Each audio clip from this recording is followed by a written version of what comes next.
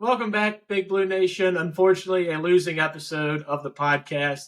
Kentucky Wildcats go to Austin, Texas to face on the Texas Longhorns. Come out losers 82-78.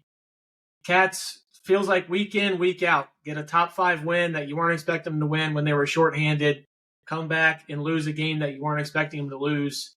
Jacob, I know, watching this game wasn't easy for both of us. We were in different atmospheres. I'm not even going to get into mine. Gatlinburg, Tennessee. I won't be back for who knows how long. The place stinks. Let's just leave it at that. I know you were at a much better place, Turfway, watching some of the game. What were some of your big takeaways of this Cats disappointing loss? Yeah, obviously a disappointing loss. What's crazy though, I picked Kentucky to lose before the game, and just on paper, I don't think this is a huge loss. Texas is a tournament team on the road, 8 o'clock on a Saturday night. The place is rocking, and you're without your starting point guard, your backup point guard, and your emergency point guard and best scorer in Jackson Robinson. So with all that being said, it wasn't a game I picked us to win. I didn't think they would. But then when you're up 5 with 4 minutes to go with the ball, and you just can't even get the ball up the court without committing a turnover, you can't buy a bucket down the stretch, and you really just dribble the game away essentially and completely blow it. You don't rebound on free throws again. A lot of very frustrating things, and it goes from a game where you really felt like you were the better team for 36 minutes of the game and played really well with your limited roster, and then your last 4 minutes you just piss down your leg and you lose the game. Yeah, it's a great analogy to say it's really what happened.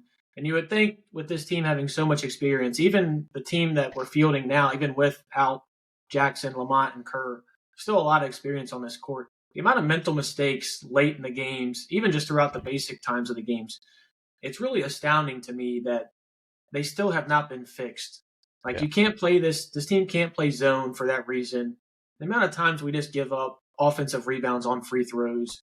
We inbound the ball to no one and, seals the fate of the game. The amount of mental mistakes from guys who have played so much college basketball, I really don't understand it. And I don't know if this is something that's being talked about enough inside the coaching staff and inside the locker room. But, like everybody's mentioned, this is Kentucky basketball. There's no moral victories. You go to Texas expecting to win that game, even if you are shorthanded. Texas is known for football. They've never been known for their basketball outside of 1 year with Kevin Durant. We have to stop with the moral victories. This team lost. Yes, they're shorthanded, but you had the lead for 24 minutes of this game. Game you should have won. You played better than Texas. Texas really just had 2 players that were just heaving up shots like Kobe Bryant's final game.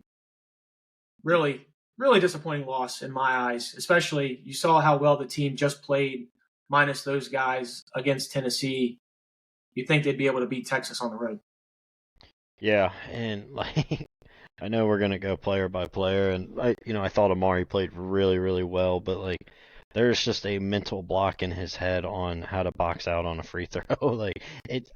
He acts like there's not another player on the in the gym with him when he's going up for a rebound after a free throw. I talked about it. I think it was after Ohio State, and I was slamming my fists. There's nothing that frustrates me more than giving up a rebound on a free throw. That's inexcusable. It's elementary. That's stuff that absolutely should not happen, let alone in a 2-point game or whatever it was with a minute and a half to go. Put your ass on somebody and grab a rebound, and I'm not saying you win the game, but you definitely have a chance. So obviously extremely frustrating. And then you alluded to it, the turnover where Travis Perry and Kobe Bryant just look at the ball on the inbound. I don't know what. It was just everything that went wrong, that could go wrong, went wrong. There was just everybody was completely falling apart down the stretch. Nobody could dribble. Nobody could catch an inbounds pass, rebound, nothing.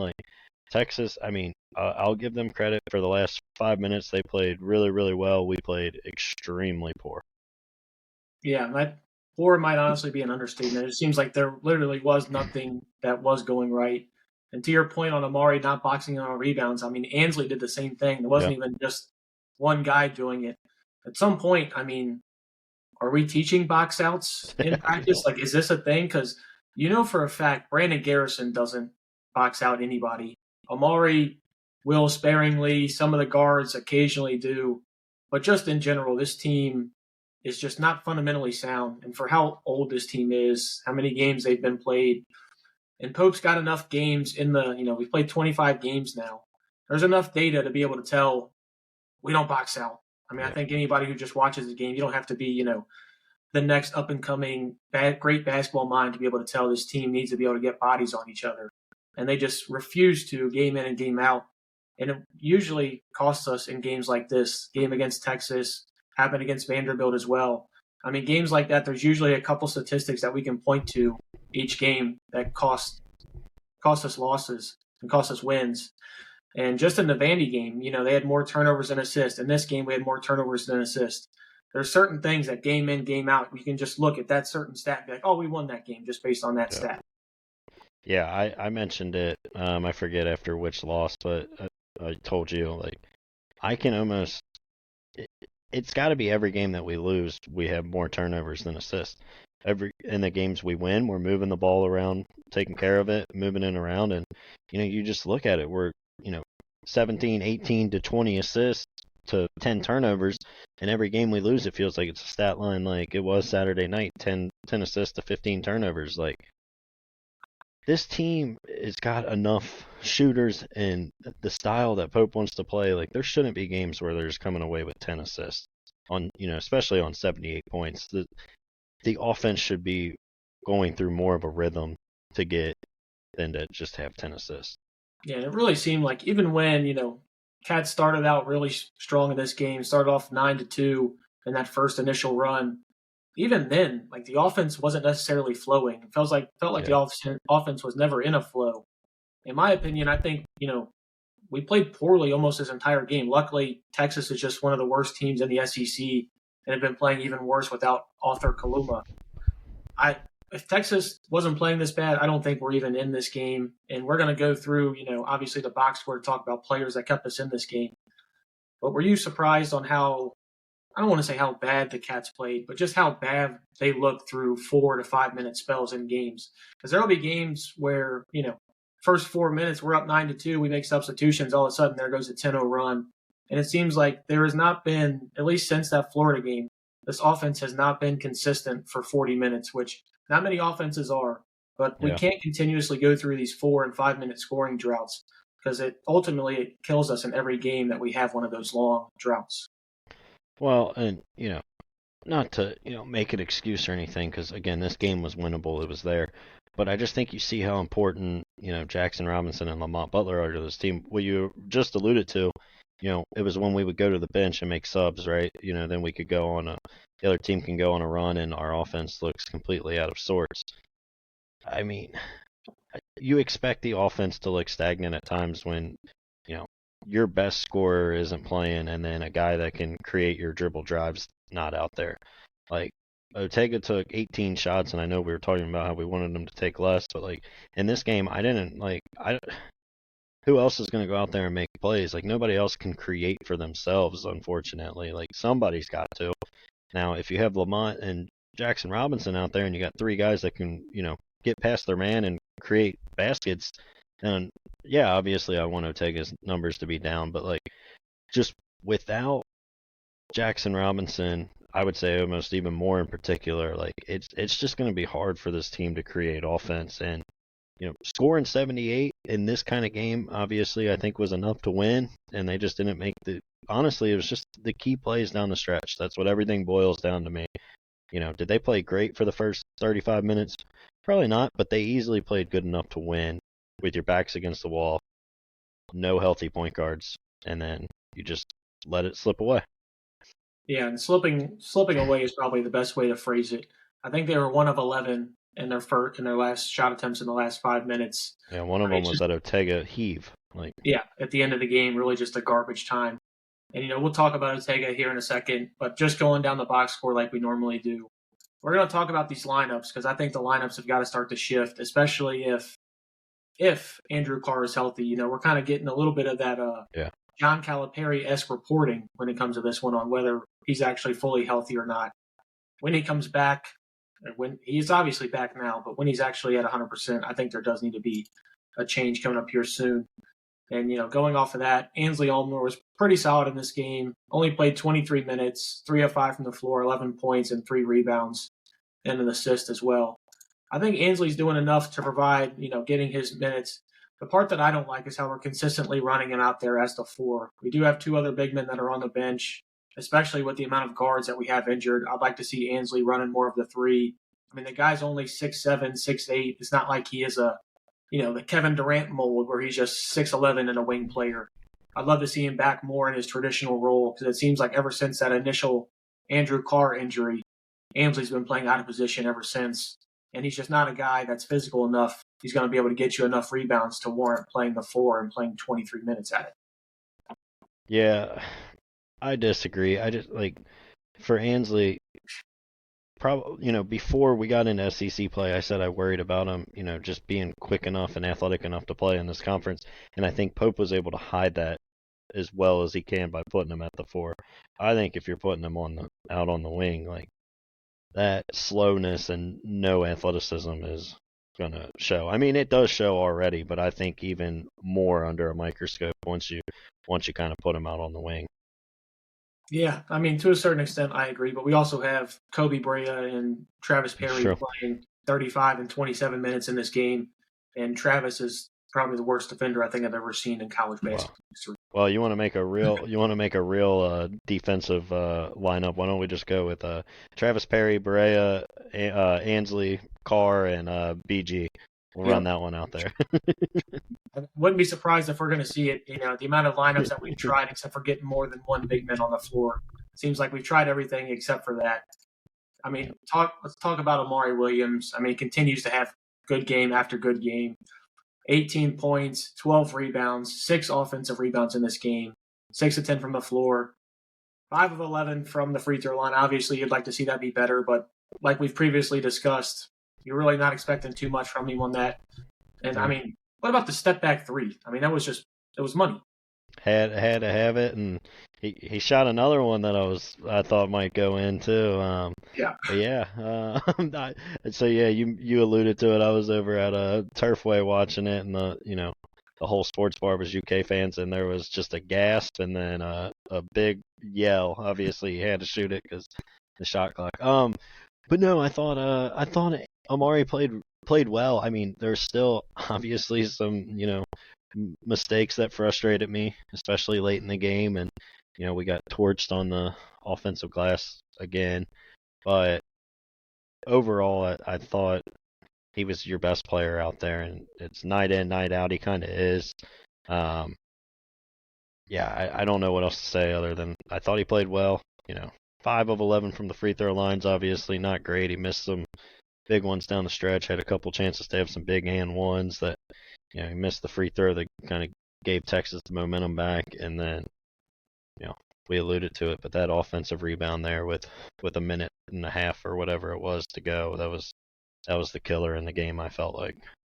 Yeah, and of course, he had his lapses in this game just like everybody did, but where is this team, especially with these injuries of late, without Amari Williams? We were talking about really bad before we started recording. I mean, he's 17th in just player efficiency with offensive and defensive ratings combined. He's 3rd in rebounding efficiency. I don't think, even still, people are starting to come a little bit more around on Amari Williams. I still don't think he's getting enough shine. And even in this game, it feels like this might be the most minutes he's played all season, and he played 26 and a half minutes. Yeah.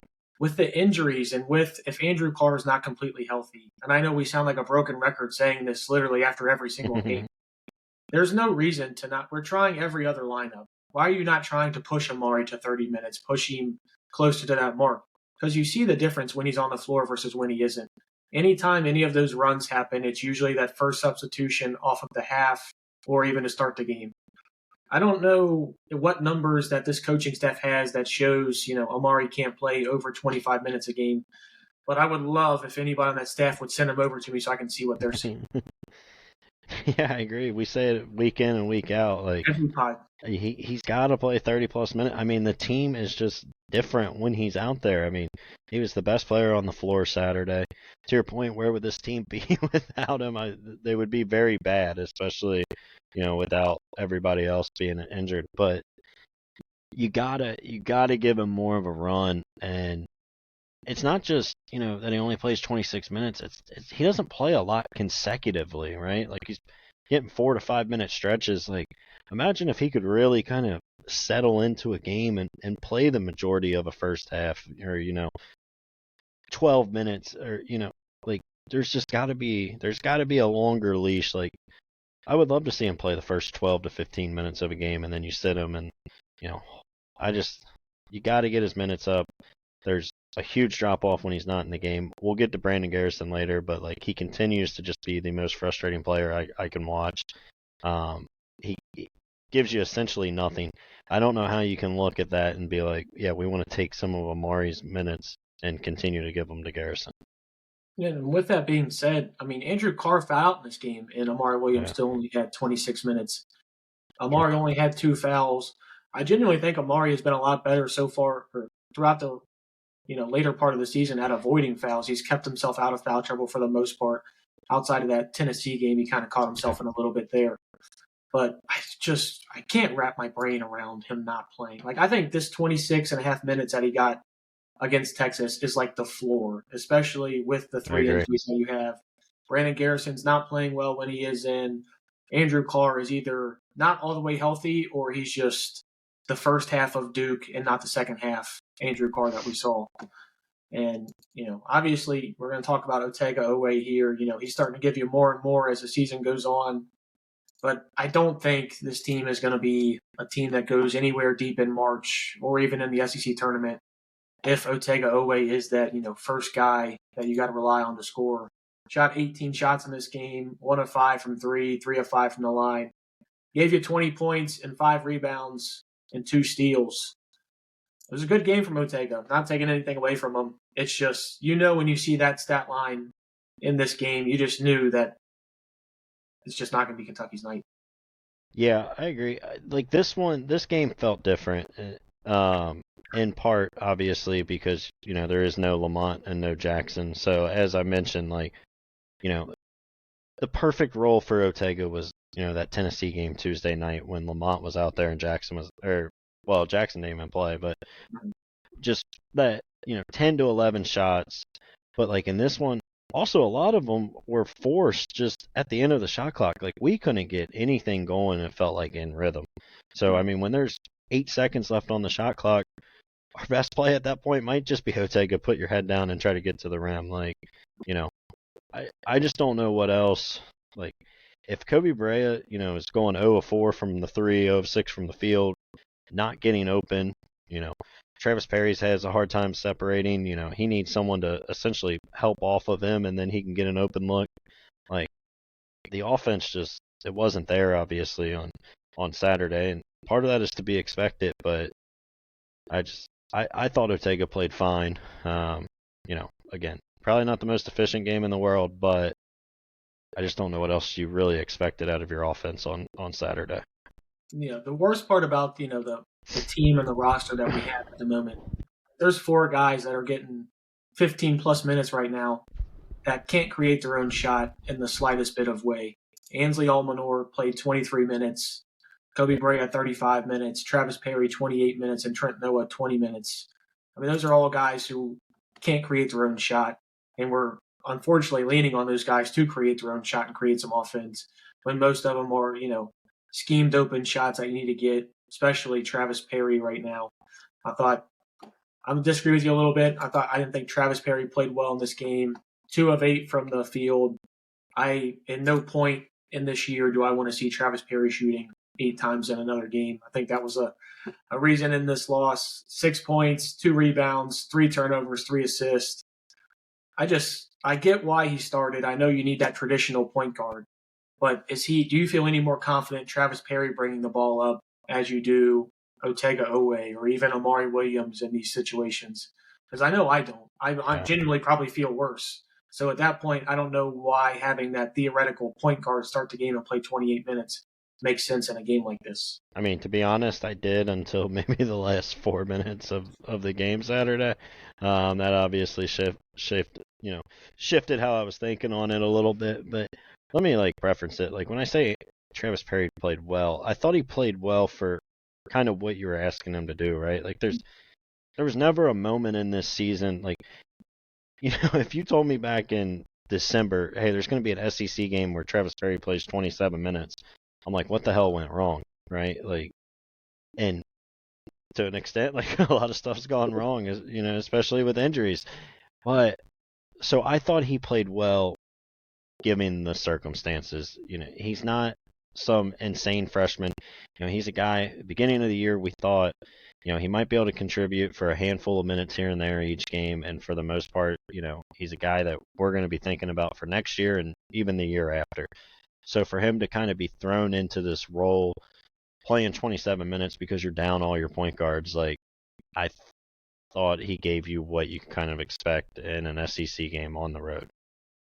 One of my bigger problems is more the fact that he was just in the position to play 28 minutes. Yeah. I know you got to have minutes for those guys to go to, but if you're not getting the offensive production, obviously Colin Chandler is not giving you any offensive production, but if you need stops at least, Trey Johnston had 32 points in this game. Trem Mark had 26. At some point, if he's going to be a liability on the defensive and offensive end, at least get Colin out there, at least give him a couple more spells. Keep Amari fresh the entire game. But for some reason, the freshman who's not used to having his legs playing this many games this late in the season is when you're going to give him his first 28 minutes. I really didn't think. I know Pope's got his hands full with everything that's going on. He's down his top 3 point guards, and he's got a limited, 4-man who was your starter at the beginning of the season. I get his hands are kind of tied, but I'm just not liking the answers that he's coming up to on these tests that he's been given. Unfortunately for him, the guy that, kind of won us the game and was able to create that offense last week wasn't able to. Kobe Bryant, like you mentioned, 0 for 6, 0 for 4 from the 3, 4 for 4 from the line, 4 rebounds. I actually had 3 steals. I thought he actually played pretty solid defensively in this game. But we've always said if Kobe's going to play, he's got to hit threes. And if he's going 0 for 4, it's just we're not going to have a good night from the field. Yeah, he led you in minutes, and he was 0 of 6 from the floor. That's not a recipe for winning basketball. And as crazy as it is, I know we're not the first people to make this point, but it really just boils down to it's almost as simple as Kentucky wins or lose whether he shoots okay or not. Yeah. If he goes out and makes 4 or 5 threes, we're probably beating whoever we're playing when he goes out and he's 0 for 4 from behind the arc and can't buy a bucket. And honestly, a lot of times on Saturday he didn't look like he wanted to shoot. I get it, you don't make your first few, but I don't care if he's 0 for 10. Keep shooting it, especially in a game like this where you're down Jackson Robinson and you don't have a ton of offense out there. I'm fine with just letting it fly, but I don't know. I don't know what else to say about it. To your point, I thought he played okay defensively. He didn't get, completely torched out there, but at the end of the day, he's not on the floor to play defense. He's on the floor to hit some shots, and the ones he did take, he obviously didn't make, but I felt like he didn't look for a shot enough. Yeah, and that's something we've mentioned almost every pod the entire season is him not looking for a shot enough. And unfortunately, with the role that he's kind of thrusted into now, we can't really have him coming off the ball as much as we would like to. And even before then, we haven't really seen him set up for screens and stuff like that off the ball outside of those little, double pick screens that we have up at the top of the key. I just don't know what they have to do to get Kobe going. But like you mentioned, it seems like if you want to just look at the box score and look at the losses that we have, looks like almost every loss we have, I bet you Kobe hasn't made more than 1 or 2 threes in those games. Obviously, it sounds a little simple when you break it down like that. Obviously, a lot of other factors go into the game, but Kobe is a big piece. We mentioned him a lot already in this podcast. Andrew Carr fouled out in this game, only played 16 minutes, 6 points, 2 of 5 from the floor, only 1 rebound in 16 minutes for your big man, and 2 turnovers. I don't know if he's just not all the way healthy and we're just getting the run around about his health, but if this is healthy Andrew Carr, we're getting the first half against Duke where he's virtually unplayable, and yet Amari Williams is still only getting 26 minutes a game. Yeah, I feel like a broken record when it comes to Andrew Carr because I just keep saying I don't think we can really judge him because I don't think he's healthy. I think that back, I mentioned it last time. When your back hurts, everything hurts. It affects every asset of your game. I mean, Andrew Carr was playing over 20 plus minutes every game when he was fully healthy. Like, I know this one he was in some foul trouble, but even the handful leading up to this, he hasn't cracked 20 minutes yet. He hasn't started. I can't believe that he's fully healthy if he's not in the starting rotation and being the main four that you lean on. So I'm still in the boat that I don't know. Maybe Pope's not telling us 100% the truth, but I don't see him being healthy. He does not look like the same player he was in the non-conference. I mean, it definitely doesn't look like the same player at all. Somebody who else, doesn't look like the same player they were at the beginning of the season. Trent Noah. I mean, he's made leaps and bounds throughout the season. Looks getting good. obviously more minutes and more shine. Played 21 minutes in this game, and the only guy who finished with a positive plus minus in this game. He had 7 points, 6 rebounds from him, which is really the part that I'm growing to love more and more about him because he's one of the only guys that it seems like is going to put his nose in there and try and fight for an extra rebound, get a body on somebody outside of Amari Williams. It's great to see the growth from Trent Noah in this game and just in the season in general. I wish he wasn't having to play 22 minutes a game. I wish he was giving us, 10 or 12, almost stealing more of Ansley's minutes away from him with how he's playing. But unfortunately, right now, we're forced to play him 20 minutes, and you're kind of seeing some of that lax on the defensive side of the ball is where it's really showing up. Yeah, I mean he's not gonna be a lockdown defender. I think we've expected that. I mean I feel like we say it with every person on this team, but to your point, the guy hustles his butt off when he's out there. He's one of the few guys that's the first one to the floor on this team. I mean, he hit that huge three there in the second half. That was a deep one, and he pulled it with zero hesitation pretty early in the shot clock and knocked it down. I love his confidence. He had all of Turfway going crazy when he banged that one in. There was a lot of Mountain Mamba chants going on. But yeah, probably outside of Amari and Ortega, he was the guy I thought played the best. I thought he kind of did everything you could kind of ask out of him at this stage and played really well. Yeah, and I've got just a quick question for you. Trent Noah, you think that's Tom's best take of the season? It's got to be. I mean, how many other takes has he even had? So we'll start with that. But yeah, I mean, dude, if you told me, Trent Noah was going to be our best freshman on this team, I would have called you insane. I mean, We all thought obviously it was going to be Colin Chandler, and then I thought Travis Perry just because of shooting would be a lot, play more than Noah. I didn't see Noah even cracking the rotation at any point other than like mop up minutes. So that's by far Tom's best take. Yeah, I mean it's not saying much. Obviously, the kid doesn't have to be the face. So yeah. I mean, I'm just going to say his name, and I'll let you go ahead and talk about him. Brandon Garrison, the floor is yours.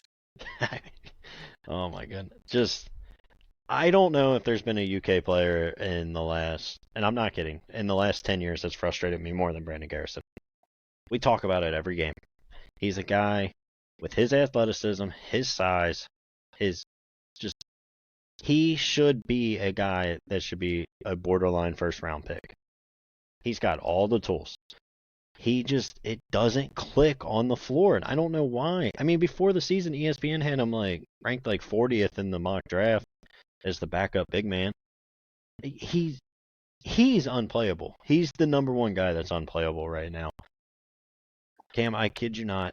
I was about ready to break everything in front of me on Saturday when in the second half of a one-possession game with 15 seconds on the shot clock, he decides to shoot a turnaround jumper after giving up an offensive rebound that led to a bucket right before that, and he comes down, gets the ball in the post, and shoots a turnaround jumper and missed it by 15 feet. Luckily, Turfway at that point was serving glasses in plastic cups because something was about to get broke. It was... I can't even continue to say it. I don't want to, get personal. It's like 4 rebounds. It's another game in 13 minutes. He has 6 points, 4 rebounds. You look at it on the stats, you're like, it's not bad. But when you watch him and you watch his effort on the defensive end, every rebound he grabs, it falls in his lap. The Yeah. guy's never going up and making a play. He doesn't box out. He gets absolutely torched on defense, especially in a pick and roll. It's There's no reason for him to really be playing right now. Again, his minutes should be under 10 a game. It should be just when you have to sit Amari for a little bit.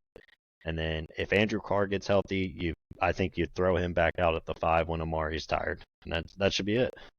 I mean, I couldn't agree with you more. I've kind of had these BG takes since the beginning of the season, and the frustrating part is that like you see the athleticism, you see his ability to shoot the ball, you see all the things Go. that you want from a 6'10" McDonald's All-American in his second year, but then just none of it registers once he's on the floor and you need it. He refuses to get a body on somebody, like you mentioned. If he is getting a rebound, it's something that just happens to be a kick in his way. Yep. And I think you see that on the volatility of his rebounds game in and game out. He'll go from 6 rebounds to 1 rebound, 2 rebounds. I mean, you can never expect him to have consistent game in, game out rebounding numbers. Like even in this game, 4 rebounds in 13 minutes is probably one of his better ones. But like you mentioned, none of them are like those Trent Noah rebounds where he has to go in and get it and fight a guy off for him.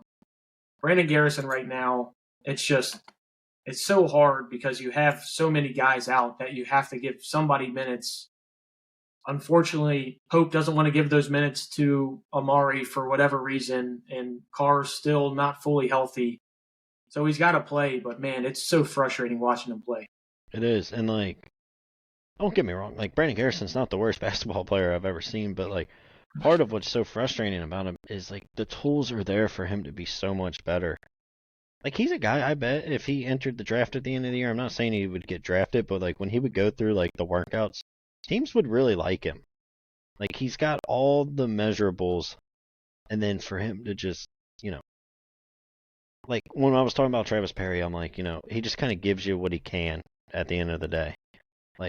BG, if he gave you what he could, this guy could be a first round pick, and it's just I don't know where the disconnect comes from because there are games where he's super engaged and he's getting people fired up, but it's just very few and far between. It feels like it's 1 out of every 5 games. So 20% of the time he's out there, he's really kind of making a difference and an impact, and he's a guy that it should be 95% of the time he's on the floor.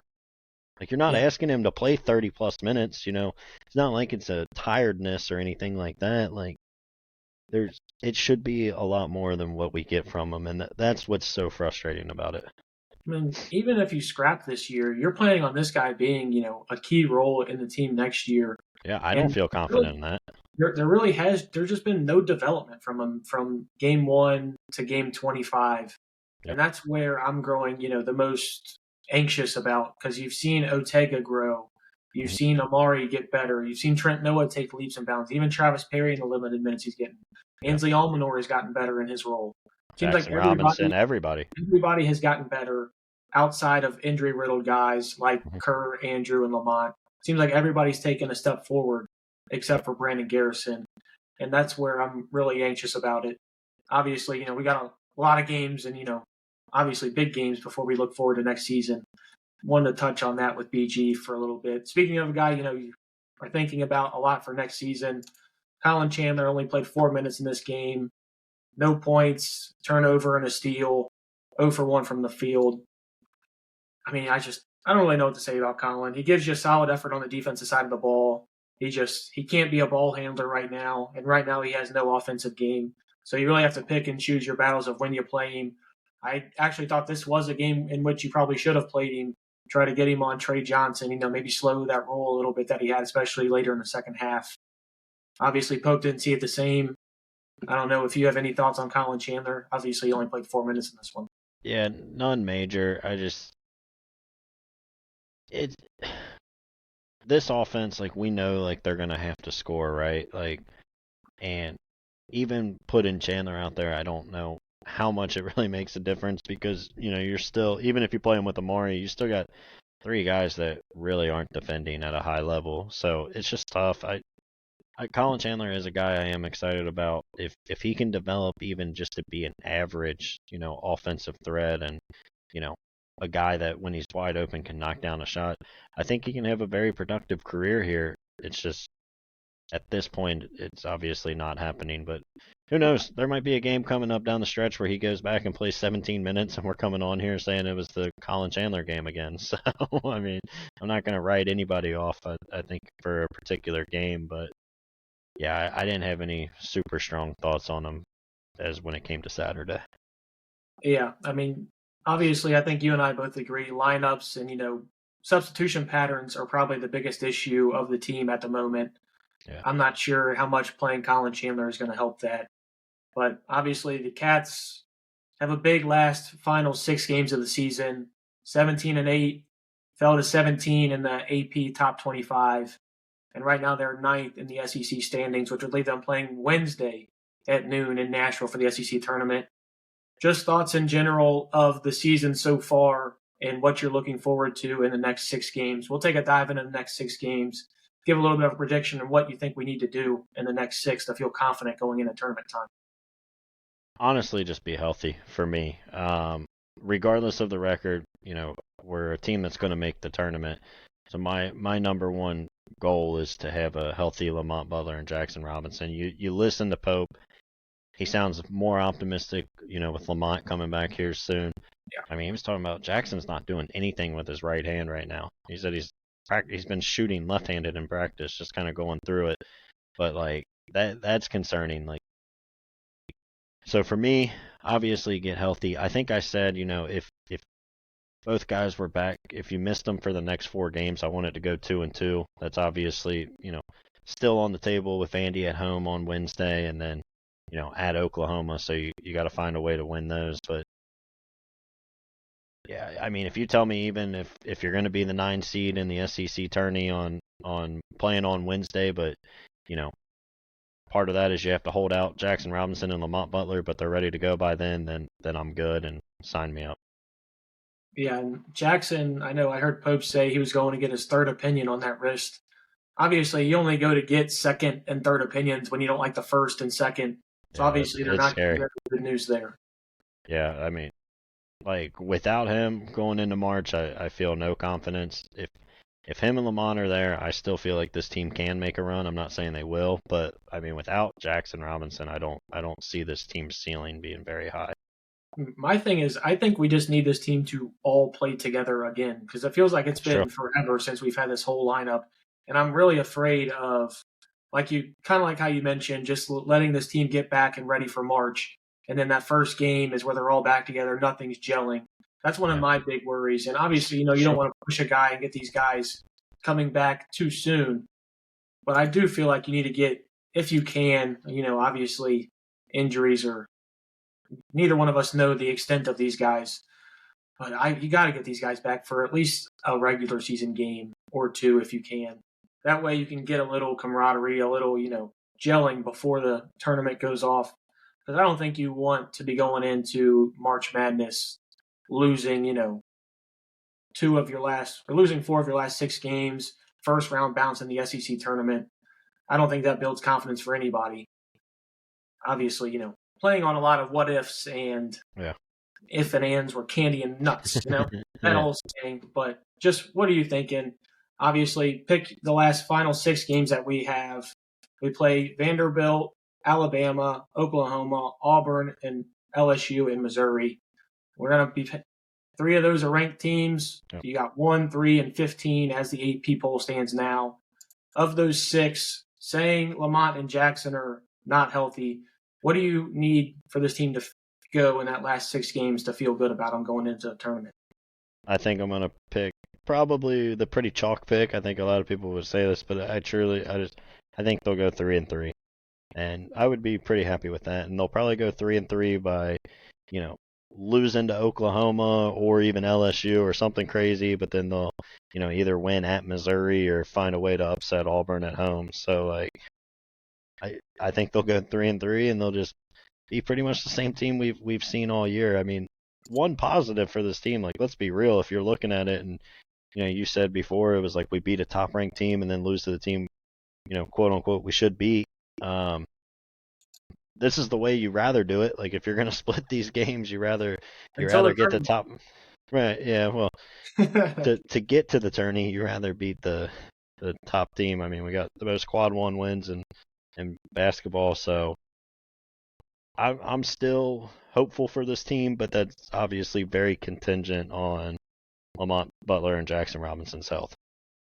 Yeah, unfortunately, I don't know if I'm going to have the same enthusiasm as you. I think they're probably going to go 2-4 in That's a this very real last. possibility. I mean, they just played Texas, who had a worse record than Oklahoma. You're going to be playing Oklahoma on the road as Right. well. Already lost to Vanderbilt, and that was at pretty much full strength with Lamont and Jackson. Bama, you already lost to them as well. Auburn, I mean, you just saw how well they played against Alabama. But I also wouldn't be surprised if this team goes 3-3 in this stretch, beats Bama, Auburn, and Missouri, and loses to LSU, Oklahoma, and Vandy. So I don't know what this team's going to do going forward. I probably should pick them to lose every game because it seems like that's when they win. But I don't know what you're thinking. Yeah, I mean, and I do want to say one thing. I know, you mentioned there's no moral victories, and I agree. Like, this was a game that you should have won. But to act like the sky is falling when your 3-point guards are out, obviously they should have. The way this game played out, they should have won. But like, they were a 4.5-point underdog. Like, this wasn't a game that even on paper we were supposed to just run in there and win convincingly. So there's still, like I said, I still think there's a lot of upside for this team. But for me, it all is just contingent on those guards. If they're ready to go, I feel confident that we can beat anybody in the country as we've seen so far this year. But who knows? We could also be playing a 12 seed on Thursday in the NCAA tournament, and you could be sweating it and even lose it. So I don't know what to make of it. Well, good news is at least we will have Vandy in Rupp Arena. Obviously, we've played better at home for most of the season. What are you thinking prediction-wise? MVP pick for the Cats? Yeah, the reverse jinx didn't work on Saturday, so I'll hop off that train and I'll pick the Cats. I think the game's honestly going to be a little similar to the one in Nashville. More so like in the second half. I mean, Kentucky played really well in the second half at Nashville outside of, again, just kind of the last few minutes they kind of let it slip away again. But I'll say Kentucky 77 to 71. Who's your MVP pick for that game? Give me, every time I feel like I always say it after he goes 0 for 4 from behind the arc, so I'll take Kobe to have a bounce back game and make 4 or 5 threes. Yeah, I mean, Kentucky lost to Vanderbilt by 5 points, and I was with them scoring 27 points in the first half. I mean, we were down 16 at halftime or 14 at halftime? Like, at some point we were down 14 or 16 in that game. Yeah. Unfortunately, for me, that was this team at full strength. I just don't see this team winning this game against Vanderbilt. And usually, anytime I say that, last 2 times I've said it, were both of the Tennessee games. They won both of them. So I'm hoping, your reverse jinx didn't work last week. I'm hoping my reverse jinx does work this week. If I got to pick an MVP for this game, let me just go with Ainsley Almanor. I think, let him get hot. Anywhere from 13 points in this game, hit 3 threes, knock down some clutch free throws.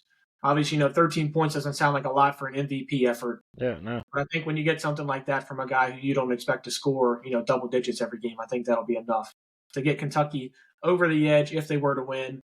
But I'm going to take Vanderbilt in this game. I'm going to say 82 to 76. Vanderbilt gets it done in Rupp. One thing about Vandy, though, like, they haven't been very good on the road. I know they were they were up 15 in the second half against Tennessee, and blew it. But like, if you just look at them, I mean, they lost by 30 at Oklahoma. Like, their one SEC road win was against LSU in a pretty close game. Like, so part of it is, Kentucky obviously plays better at home. Vandy plays a lot worse on the road.